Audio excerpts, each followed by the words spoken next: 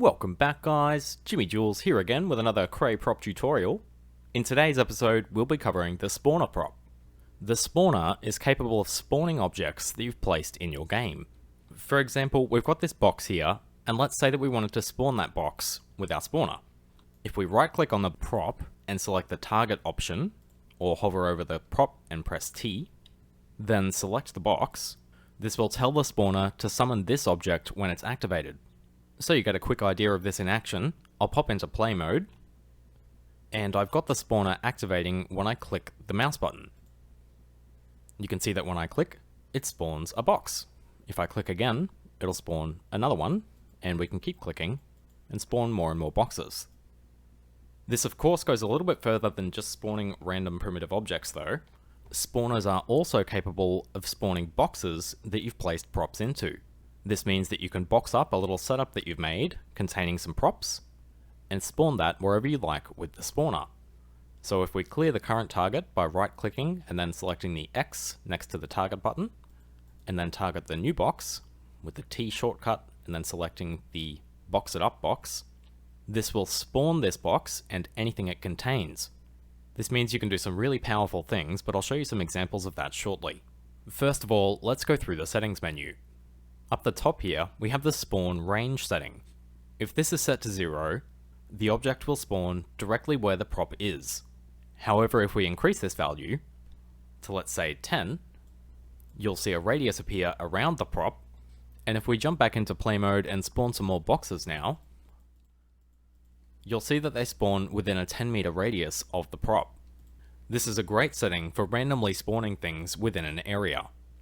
The next setting is our maximum number setting, which determines how many objects can be spawned at once. The objects are recycled after we've hit this limit, so the oldest object will be destroyed, so that the new object can be spawned without going over this limit. We'll set this to 3, and we'll jump back into play mode. And you can see it spawns 3 boxes, then deletes the oldest one, spawning a new one, and we'll continue this cycle. Just beneath this we have the spawn option, and when this is sent a signal, the spawner will create the object. At the moment I'm just using an input trigger to activate this with the attack key, which is just the left mouse button. This means that whenever I click the mouse, it's going to spawn a box. And of course, just beneath this is the power button, which we can activate with other props. If this is disabled, even if you send a signal to the spawn port, it will not activate the spawner until you either re-enable the button or send a signal to the power port. One important thing to note is that whatever you target with the spawner will not appear in the game scene after you've targeted it. Any object targeted by the spawner will be completely disabled, and you'll need to activate the spawn port on the spawner to see it in your game. You can see that if we don't have our spawner targeting our box, and we jump into play mode, the box is there. But as soon as we target the box and jump back into play mode, the box disappears and we need to activate the spawn port to spawn the box. Now that we've got a basic idea of how the spawner works, let's jump into some examples so you can see what it's capable of. We'll go through spawning just a single object first, and then we'll get into some more complex setups spawning boxes with props in them. For this first example, I've set up a bit of a rock slide that's triggered with a sensor, so that as your character is running through the rocks, it spawns a bunch above you that cause damage when they hit your character. Just as we had before, I've got the spawner targeting this rock, so it's going to make one of these rocks whenever we pulse the spawn port. To make it create a whole heap of rocks, I'm just activating this port very quickly with a timer that's resetting itself every time it activates. So when the player activates the sensor, it starts our timer and spawns heaps of the rocks that fall down into the canyon. Just so you can see what this looks like, I've added a camera in, so that when we hit the zone, you can see all of the rocks spawn and then fall down the gap. And for the damage, in the settings for the rock, I've just set the type to damage and the amount to 10. But that's just spawning a single object, which is a bit limited, so let's get into something a bit more complex with spawning a box. Just to show you initially what this does, I'll jump into play mode, you can see all of these starfish pop up around the area, and we can go and collect these starfish, and it will count how many we've collected. So let's see how this works and what we can use it for. You can see I've got my spawner just in the middle of the big radius here, and I've set my spawn range to 25. So it's going to spawn our target object within this circle. Now I want it to spawn 20 of them, so I've got a timer here that's rapidly activating the spawn port, but of course we want it to stop spawning them once there's 20 of them in our game. To do this, I've just added a couple more props, that is a counter and an exclusive OR gate. So our exclusive OR gate is what's activating our timer. This is going to be immediately activated because one of the ports is being sent a signal from our NOT gate. The exclusive OR gate will activate when only one of the inputs is active. So because currently only one of the inputs is active, it's going to start our timer. This is going to start spawning our box, and now we need a way to stop it spawning once we've spawned 20 of them. So we've got a counter in here, which is set to detect once it's reached a count of 20. This is being activated by the same signal that our spawner is being activated with, so it's basically going to count the number of times the box has been spawned. Once it has reached the target amount, which is 20, so when we've spawned 20 of our boxes, it's going to send a signal to the other port on the exclusive OR gate. Then, because both of these ports are active, it's going to deactivate the true output and stop our timer again, which is going to, of course, stop spawning the boxes. So from start to finish, we're going to immediately start spawning our boxes because one of our ports on the exclusive OR gate is active, and that's going to start our timer.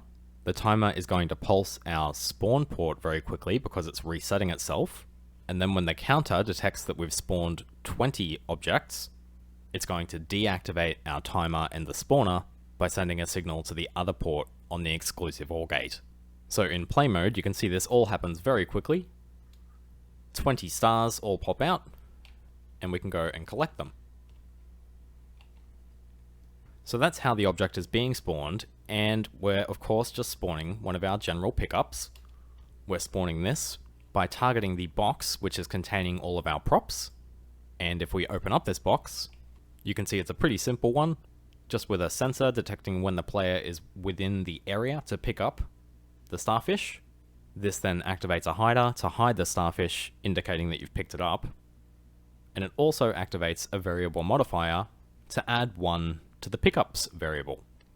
This means that each of the starfish that are spawned will wirelessly transmit when it's been picked up back to this variable. We're then able to do things with this variable, like display how many pickups we've collected, for example. So you can see the 0 up the top there, and that will increase by 1 every time we get a pickup. We can then do things with this amount that we have picked up when the player finishes the game, like spawn a specific amount of coins at the end of the level. We're using another spawner here, and basically the same setup again to spawn a certain amount of coins after the player has finished. The number of coins corresponds to the amount of starfish you've picked up during the game. So if we pick up one more starfish, you'll see it spawns another coin. With this setup, we're using the same props, except we've got a sensor activating the spawner rather than the spawner being active at the very start of the game.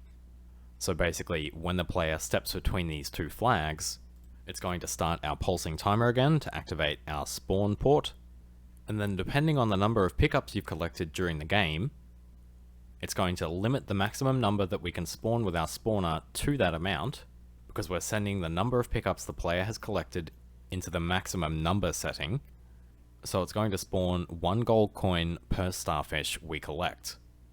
You can see that if we only collect 1 starfish and then finish the game, we'll only be awarded with 1 coin. Very sad, but we can collect more starfish and get some more coins. I've got a couple more examples. So for this example, we've got a spawner that's targeting a light prop, so it's going to spawn a light. We've got this spawner being, again, activated with our attack key, which is just the left mouse button. But it wouldn't be too useful if we could just spawn a light where the spawner was, so we would ideally want to spawn the light around the player. For this, we're using a seeker prop that's set to follow the player, and we've glued this to the spawner, so it's going to bring the spawner along with it. Because our spawner is following the player, and the spawner is set to drop a light when it's activated, we can click the mouse button and drop a light. The spawner is following our character, so it's going to drop the light wherever our character is at the time.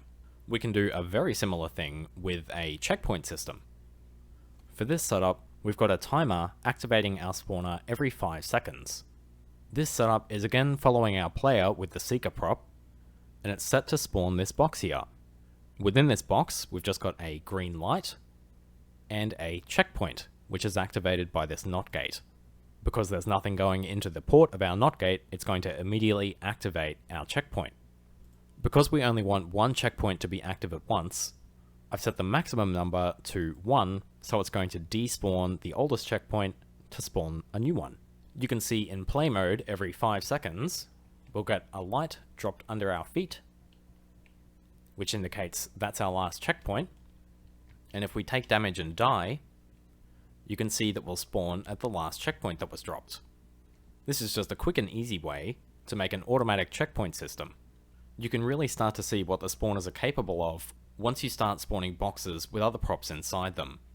Hopefully these examples have given you guys some ideas so you can start doing some cool things with the spawners in your own games.